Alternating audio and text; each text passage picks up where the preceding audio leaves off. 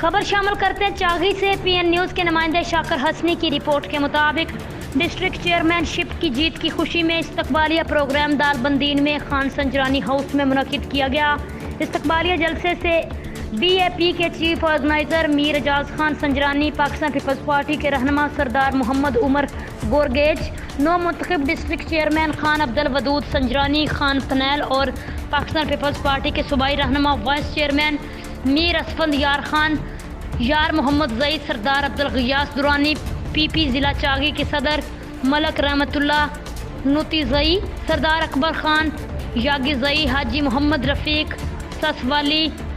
ادریس ریکی اور دیگر نے خطاب کرتے ہوئے کہا کہ الحمدللہ بلدیاتی الیکشن کے پانچوں مرحلے کامیابی بی اے پی ضلع چاغی میں اپنے اتحادیوں کے ساتھ مل کر تاریخی کامیابی حاصل کی، جو کہ حق اور سچ کی فتح پر ضلع چاغی کے عوام کو مبارکباد پیش کرتے ہیں۔ یہ کامیابی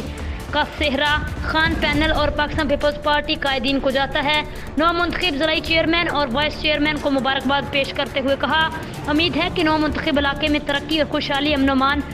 بھائی چارے کی فضا کو برقرار رکھنے میں کوئی کسر نہیں چھوڑیں گے، چاغی کو ماڈل سٹی بنا کر دم لیں گے۔